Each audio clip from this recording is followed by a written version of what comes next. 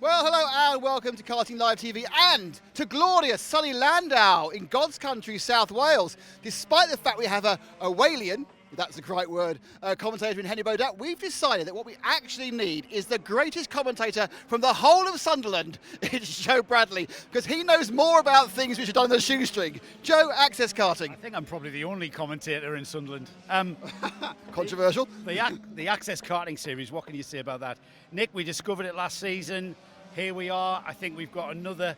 This is one of two rounds that we're covering for the Access series. The Access series, one of the best kept secrets I found. You know what?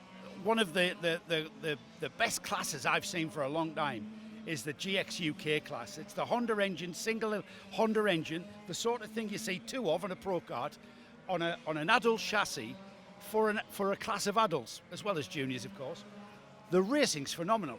All right, there might not be the fastest karts out there, but you know what? The British touring cars aren't as quick as British GTs. But which series gets the biggest crowds? Because it's all about the racing. And these GX, Honda engine GX karts are all about the racing. The racing is pure. You see trains of 10, 12 karts all nose to tail. You can't afford to make a mistake. You haven't got the power to get you out of a mistake. So the driving is really pure, really pure. And then, from that point of the kart class that we're talking about, we then go to the F300s. Ah, now you're talking my business. It's let's bung as big an engine as possible in the back of a kart. Yeah, the F300s, they've got four-stroke engines, piston engines. They've also got rotary wankel engines. It's just an engineer geek like me. It's a dream. And then we've got, as well as we've got the sealed engine pro karts, let's call them that. The 160 pro karts, as basically you can modify them how you want. And oh my goodness, you wouldn't believe the speeds they're getting out of these twin engine karts, because the engines are unrestricted. They've got different exhausts, they've got different induction systems. You know what? Talk about entry level karting, talk about entry level motorsport. Everybody you speak to, yes, indoor karting, outdoor karting on higher karts, and then progressing into the Access series. It's a phenomenal concept that James and his team have created. And we've not even mentioned TKM 100, TKM Junior, TKM 115. It's all happening. It's all happening now. Something will already happen when you've watched it. I read it's happening later, but it will be happening with Joe. But now, at this point now, Joe needs to go and talk to people. Joe, talk. Off you go. Paddock talking. Okay, I'll go for a walk.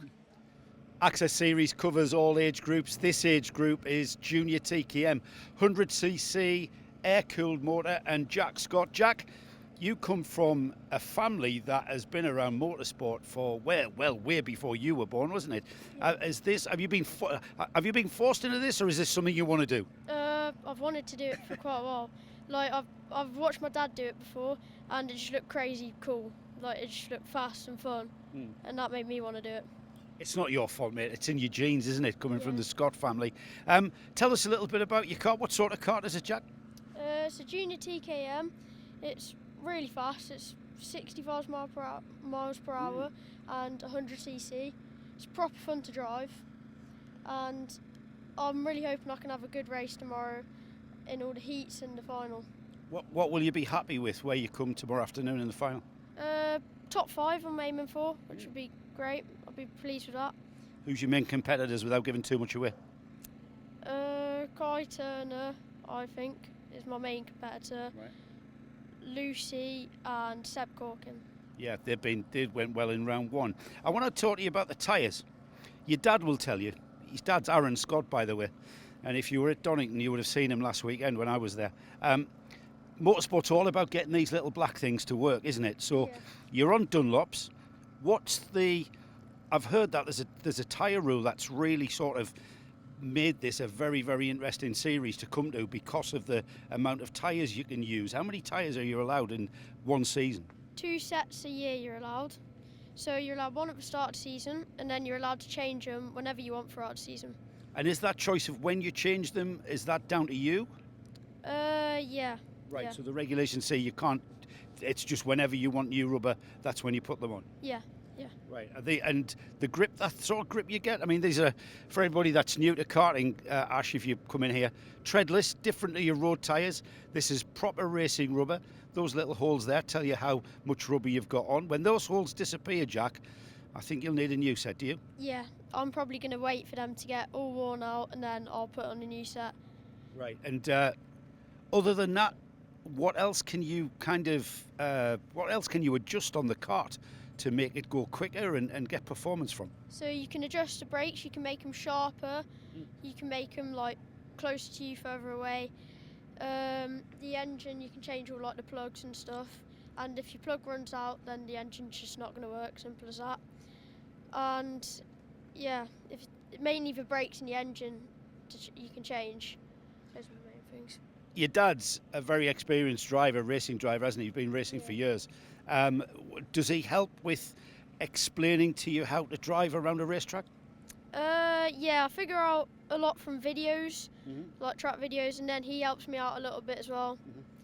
Yeah, I'd mainly just figure out from videos, watching where they take curbs, all the lines, and then he tells me what to do. But other than the video, surely your dad's really useful to have around. I'm helping you out here.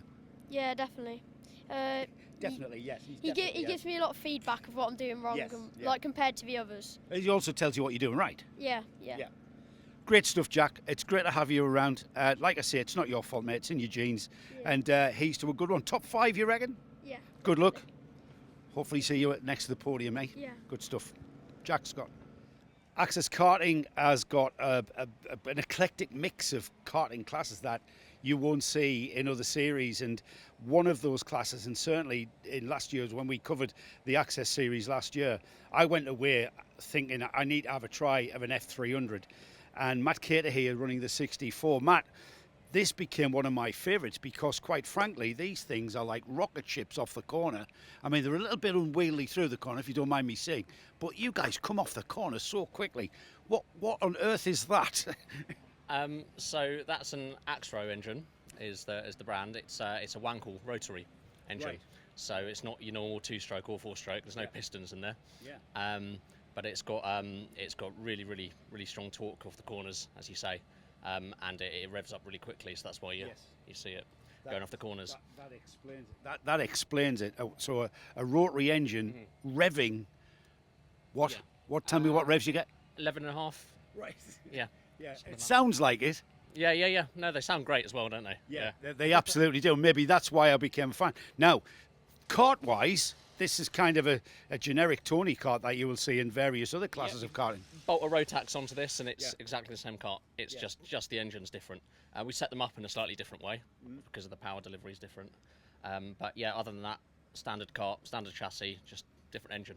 And similar layout to what we would see on an IAME with the radiator on the other side of the left, motor. What sort of weight are we looking at with regard? What are you guys allowed? 172. Right. But some of the heavier guys can run slightly higher, but with a slightly larger restrictor. So we've got sort of a balance of power thing going there. So the four, you get a mix of 4-stroke and 2-strokes as well as the Wankel, don't you? Yeah, no 2-stroke. So we've got it's 4-stroke and rotary. So there's the Billand engine, which people might know of.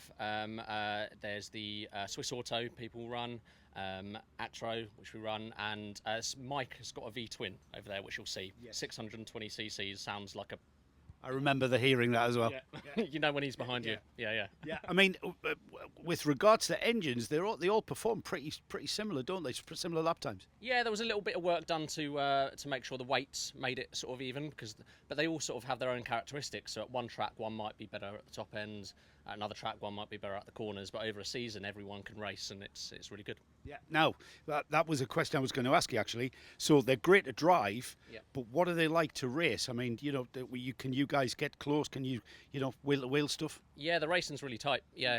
Hopefully you'll see us out there, nose to tail, and yeah, all the different engines will be right next to each other. Yeah. And maintenance-wise, sort of between rebuilds, what are we looking? 50 hours. Right, okay. So it's not, not quite as frequent as a 2-stroke. Yes. Yeah. That's attractive, isn't it, to a lot of people? Nice. So when you look at, I mean, how much does a motor like this, a rotary engine like this cost? I don't actually know the answer. I bought this a long time ago, and I think they've changed. Lee from Actra Kart Power will be the man to talk to about that. Well, that's interesting. You bought it a while ago. So how long? I've had that about 4 or 5 years. Right, okay. So there's very few people in two-stroke racing running an engine that's 5 years old. Yeah, it's had one rebuild and a couple of services, but you know, if you look after them, they're bulletproof. My favourite thing is you can take this out the trailer after the winter, and it will start on the button. Wow. Straight away. Wow. So. Sounds like my type of karting. Rotary engines, 4-stroke piston engines. It's all about F300, isn't it? It's one of my favourites, and I look forward to seeing them race this weekend. If you were watching Karting Live TV's coverage of the NKC first round at Forest Edge, Samantha Topless was a name that you would have you would have heard in the TKM series there. Here we are in the Access series. Samantha looks the same, but it's very different, isn't it? You're 100 UK, so I would say, call me a detective, you're 15 cc's down than what you were on last week. Yeah, it's a little bit of a smaller engine, but it still feels quick. I was about to say that. Can you really feel the difference with that lack of 15cc? I don't think I can, but maybe I'm just not going fast enough. No, I think it would be hard to discern that. The other interesting part is the age of the chassis here in comparison. So it's 2 weekends ago, isn't it? Yeah. So 2 weekends ago you were on a different chassis, a different engine.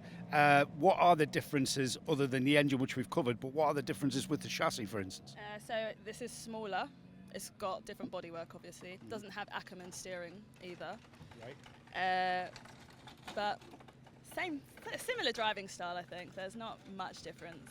I was gonna ask. So the handle pretty much very similar. The other one handles a little bit easier because of the Ackerman, I think. But you get used to it as soon as you jump into.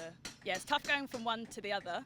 Is it? Is it? You really notice the difference? Yeah, but overall, with the 2 weekends between it, you can get used to it after a couple of sessions. But if you were to take this out on the same track back to back in the afternoon, you would see a difference. Yeah, so I did that at Wilton at the beginning of the year, like straight off the track onto the other chassis, and I definitely felt it was driving slightly differently. I had to remember where to brake.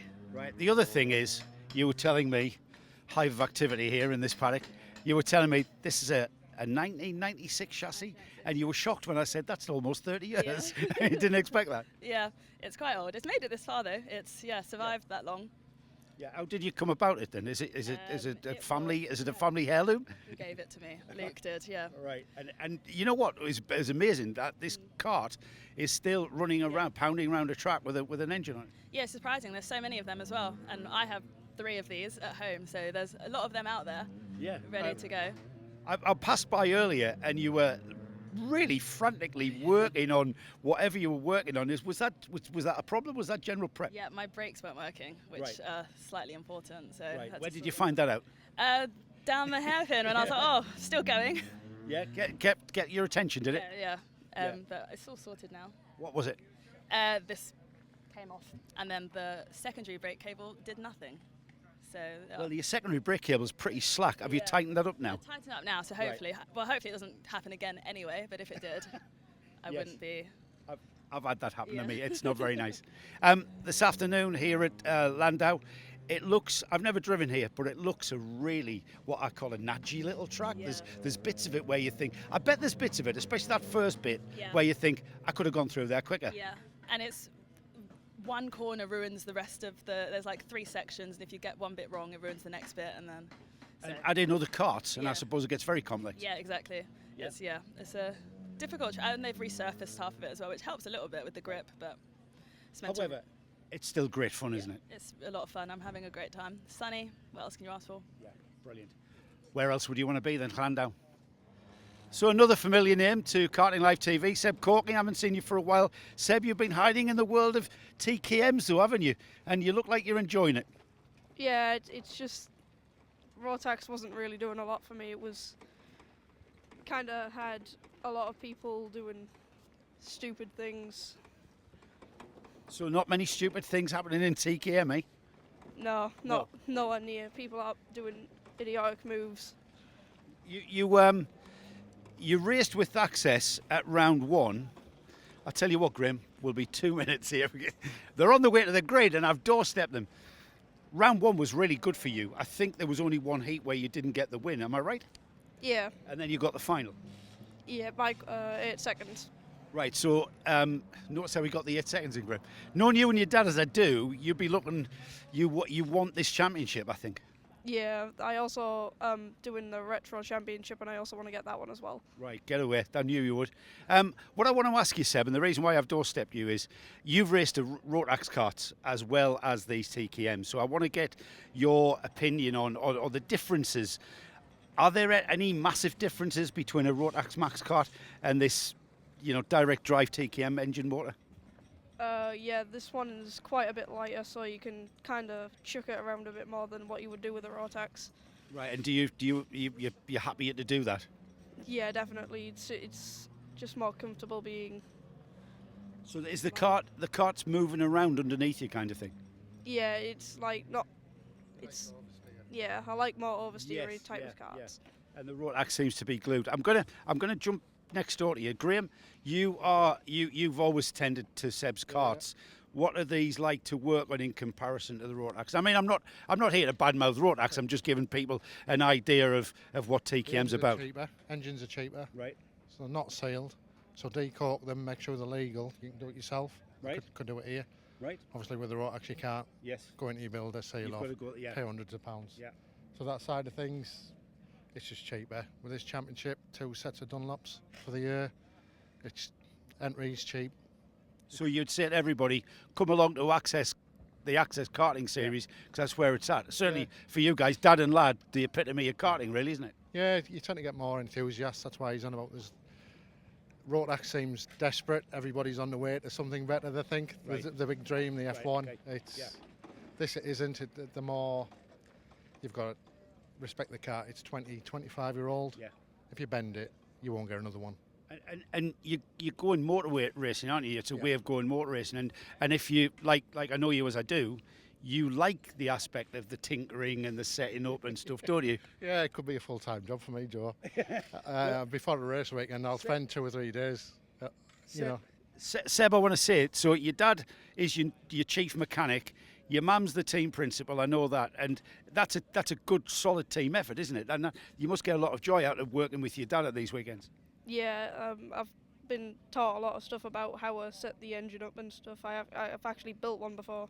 Oh, really? Yeah. That's good. The heads and the bows, talk it down and that kind of thing. Yeah. He knows about the jetting with this now. Brilliant. I know it sounds. I know these guys are sounding very technical, but what they're talking about is relatively simple. And anybody out there can do this. You need a socket set and a good set of spanners and a tyre pressure gauge. And here you are racing a TKM. So Seb, I'll let you off to your session now. Graham, thanks for talking to us. Best of luck, mate. And I know it's going to be certainly the junior TKM. Looking at round 1, that's going to be as exciting as ever. Is it never? It never not is it? It's never not is. So the Llandow circuit has been around for quite a number of years, quite a lot of years actually. There's a car track using part of the airfield that I almost raced a Formula Ford on back in the 80s. Darren Weaver here has been around the Llandow circuit, been part of the Llandow circuit for about 15 years. You said, Darren, I bet you've seen some changes. Yeah, so 2010 originally became involved with the circuit as a marshal. And then over the years that followed, helped them out with independent kart racing and some endurance racing as well. In recent years, the last 2 years in particular, the company that was here that leased the circuit, the kart circuit, the lease came to an end and there wasn't an amicable agreement that could be made. So the owners, the landlords of the circuit have taken it back in-house. Right. And I've been working with them since the beginning of last year, 2014. So it's prospering. There's a lot of money being spent behind the scenes that people wouldn't necessarily see. And they're doing a lot to rejuvenate the circuit after a bit of a grey spell, I would say, towards the end of the previous previous leases. No fault of their own. If you're in a situation where your lease is coming to an end and you're not going to invest heavily with an uncertain future. I think ultimately we've got the best solution with the owners. You know, they've got full control over what they want and can do to the circuit, and yeah, it's on the up. The important thing is racing's continued. You've just shocked me there when I said 15 years and you said 2010.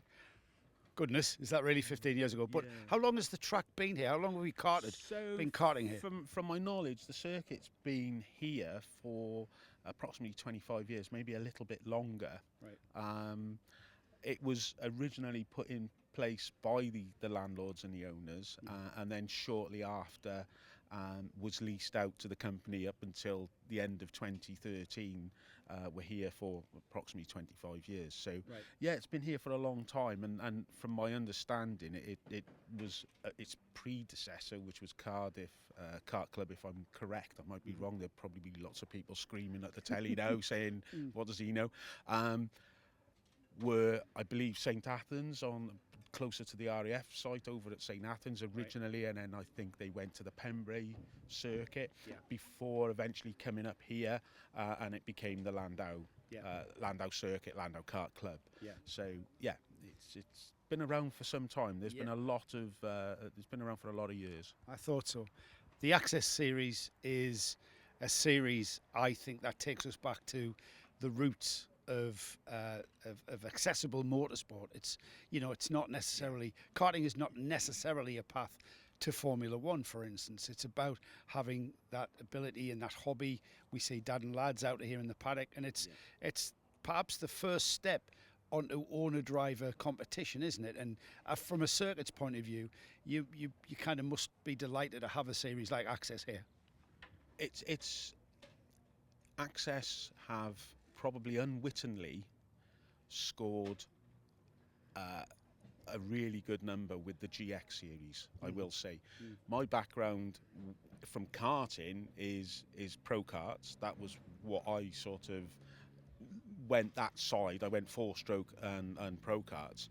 I could have quite easily have gone the other way, but I would have never have been any good. I'm not that good at pro karts. But what they've managed to do is they've managed to fill a gap that's been left by other organisations that took away, for instance, as many people will know, the Rotax Minimax class, which meant then that lads from cadets had either a 2-year gap where they had nothing to move into because they were too big for a cadet kart and too young for a junior. So the GX has filled that perfectly because it's using a similar chassis to what a Minimax would have used, but they're putting the GX engine on it, and it couldn't have worked out at the most perfect time.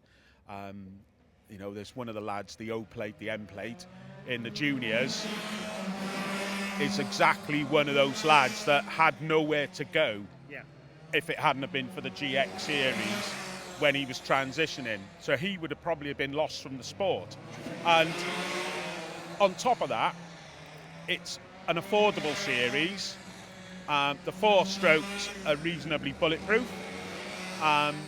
You know, and they also have the option of doing the TKM and the cadet. So there's a nice group, you know. Obviously, I've spoken more about the GX series there, but the whole paddock is the ethos is the racing, but the camaraderie, everybody helps each other, and you know, it's a really nice place to be.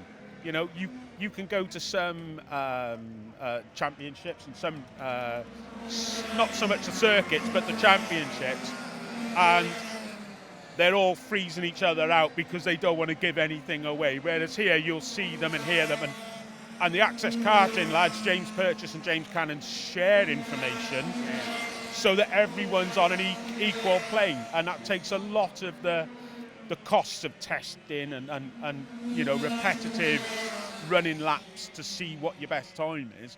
It's taken a lot of that thought process and out of it. As a circuit, it's great to have championships like this that are putting the racers first, rather than, you know, their own interests, you know, and it's great to see, you know. Great to see. Access Karting does work.